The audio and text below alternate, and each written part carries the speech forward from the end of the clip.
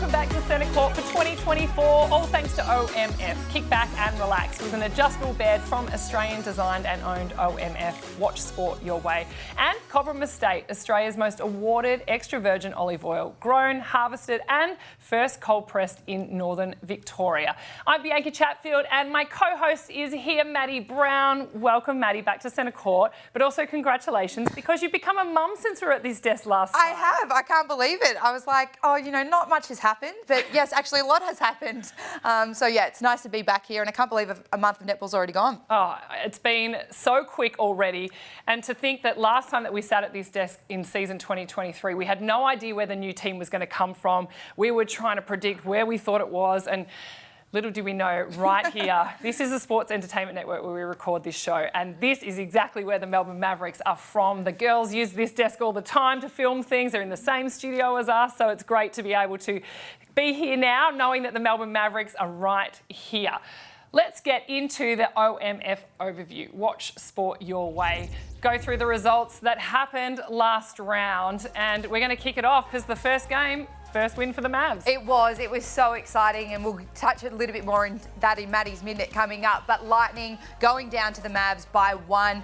Obviously, you know, I think it's a case of the champion team versus the team of champions. Lightning recruited really heavy in the off-season. They're just not being able to gel. I find their attack end a little bit confusing at times, but also so many injuries in that game. There were 4 ankle injuries, so it'll be interesting to see how all of those players back it up, obviously with this round's games coming up. And over in Adelaide, it was the Thunderbirds, a convincing win by 20 goals against the Giants. Hard to watch the Giants at the moment. You really want to see them be able to put it all together. They've got the players to do it, but they really did struggle against what was an actual even performance across the attack and defence end for the Adelaide Thunderbirds. We were at the Vixens versus Firebirds game. Vixens winning by 13. They look really good when they're on. They had Mundy back in the team. Zara Walters out with a back injury, but that diamond circle, when it is humming, it is really, really hard to beat. I think the other thing is Firebirds rely so heavily on Donnell Wallen. They really need to have a plan B in their goal attacks to contribute a little bit more. And the top of the table clash was the Swiss and the West Coast Fever to round out round 4. And my goodness, West Coast Fever are phenomenal. They are absolutely on fire. It's hard to see who is going to be able to stop them. Look at the ladder though now as it sits. They're right up the top. Vixens, I cannot wait for whenever they take on the West Coast Fever because that is going to be one hell of a game. And of course, the Giants down the bottom, searching for their first win. Otherwise, everybody else is on the board, and don't you just love to see it? Well, that was the OMF overview. Kick back and relax with an adjustable bed from Australian designed and owned OMF. Watch sport your way. It is now time for a new segment. Now, this segment is called The Good Oil, thanks to Cobram Estate Premium Australian Extra Virgin Olive Oil. Now, Maddie, the good oil. We wanted something that was really newsworthy, that dug deep into some of the issues that we see and hear about in Suncorp Super Netball, and we thought we'd better get ourselves a journalist to really break down this issue. So we want to welcome, for the first time on Centre Court, Marnie Vinall. Thank you for joining us, Marnie. Woo, we'll give you a clap. Yes. Welcome. What a lovely welcome. Thank you so much. Marnie, what have you made of the first 4 rounds of Suncorp Super Netball so far? I can't believe we're already an entire month into the season. And what's really exciting is I feel like you can really kind of see the season taking shape when it's an entire month in. So you've got Fever and Vixens at the top, still undefeated, and then Thunderbirds just like really nipping at their heels and like, you know, are they going back to back? Are they not? You know, they've got a lot of competition for it now, and Mavs are on the board. Like, we're just seeing a lot of narratives really come into shape, and crowds are up. Everything's good. Yes. It's fast. It's Netball's great. in good shape. Netball's in great shape. There was a lot of talk in the off-season, but netball's in good shape, and it's great to see these really good games happening so early on in the piece. Yeah. And has there been any topics, any newsworthy conversations that you thought stood out to you from round 4?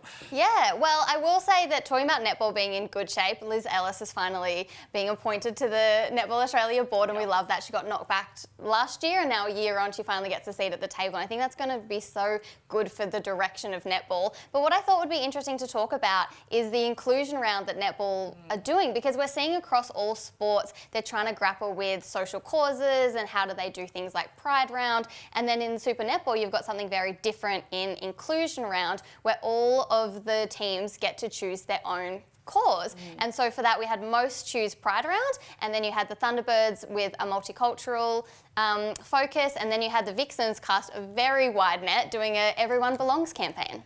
Yeah, I'm interested on that topic because there was a lot of talk, obviously, on social media, Marnie, and, you know, I think it's great that obviously we're doing it, but I'd love to see it kind of split over 2 rounds, like First Nations, how, you know, you each get your home game to be able to kind of real showcase it, rather than lots of multicoloured bibs, which was fantastic, but let's really hone in on something maybe that's personal to the players, or personal to the teams, or with something within the local community. So yeah, I love it, but I think I'd like it over 2 rounds, and you can do it whenever you want. Yeah. Thoughts? Yes. Yeah, I love that as well because netball is just full of so many personalities. Let's showcase them as much as we possibly can. Drag it out. Put them in the spotlight. Yes. And of course, the clubs, we probably don't even have a huge idea, do we, about what the clubs are doing all behind the scenes, but it'd be good to see some of those things happening. So it's not just about what happens on game day, it's what happens during the week and during the year, and how much those clubs are really representing those causes.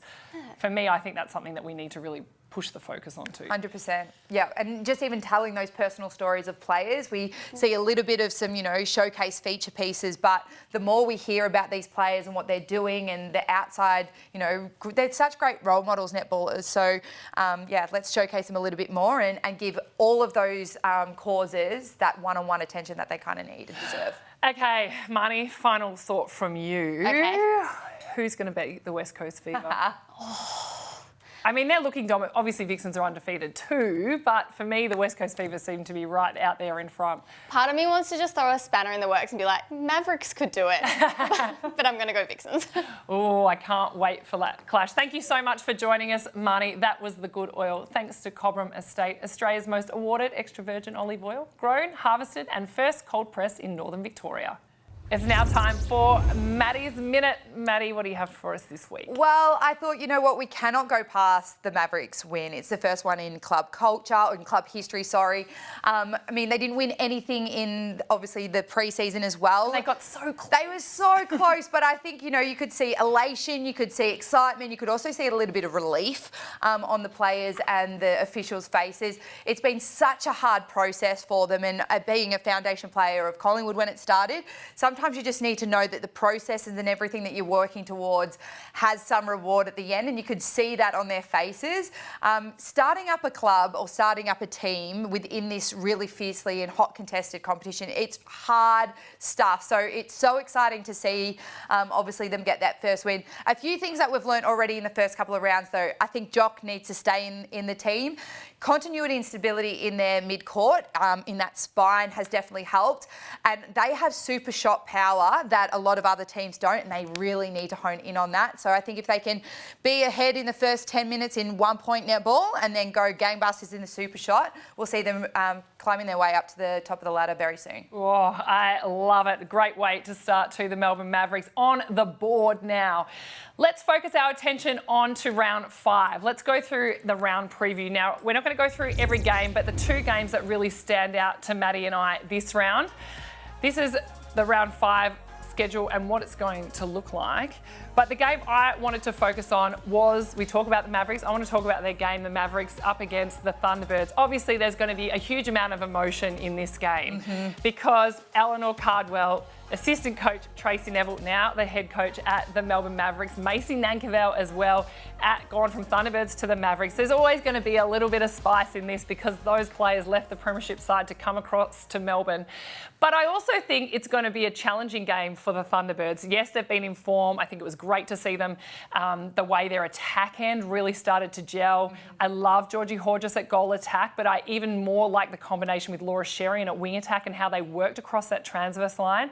Maddie, it made me think about you with all the creativity. It just flowed. And I think the more that they can keep working with that and then using Lucy Austin in that circle too, they're just going to keep getting more firepower down that end. Well, that's exactly what worked for them last year. Obviously, having, you know, options off the bench and, you know, Tanya Obbs knew exactly when to use those players, and very different players, obviously, that have been brought into the mix, even Romelda Aiken-George, obviously a focal point, but not known for the 2-point shot. So I love to see how even in the first couple of rounds, although they've had pre-season matches, teams are really starting to find out what our brand of netball is, how we utilise our players in different scenarios and situations, and then going, okay, this is what we've got. Now we've got to really kind of do it consistently and under pressure, week in, week out. So, yeah, exciting for the Thunderbirds because although they've won the premiership and they've still got some great defensive pressure, they've got so much room to grow as well. So much room to grow. And the other game that's a standout to us, of course, is going to be, I think, the biggest challenge for the Melbourne Vixens to continue on their winning ways.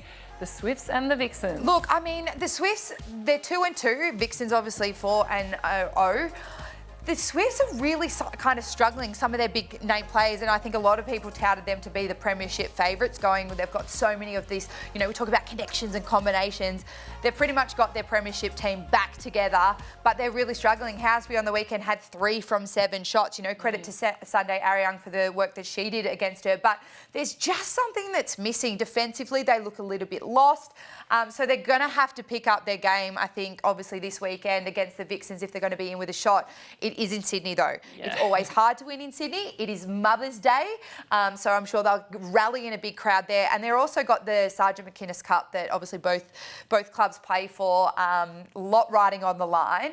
The Vixens always love to get it for their coach. But yeah, no, I think, defensively, it's going to be one from both teams who can obviously gel together and get the most game ball and convert those when they get it. Okay, well, that's certainly a game on Fox Netball you do not want to miss. It's now time for Social Scoop. Now, we've got some new social handles that we want you to pay attention to because every single week here on Centre Court, we are going to make sure that we go through the socials, have a look at the biggest issues, the biggest things, the talking points, any questions that you have for not just Maddie and I, throw some questions to Marnie's way as well. And so SEN Netball on Facebook and X as well. Send through any thoughts and comments and queries, and we'll make sure every week during our Social Scoop segment that we feature them and answer any questions that come our way. Wow, that was Centre Court for another week, for our first week back. It's good to be back, Bea. It's good to always talk netball. I absolutely love it. Well, a big happy first Mother's Day to you on Sunday. And happy Mother's Day to everyone out there as well. Thank you to OMF, Watch Sport Your Way, and Cobram Estate Premium Australian Extra Virgin Olive Oil. See you next week.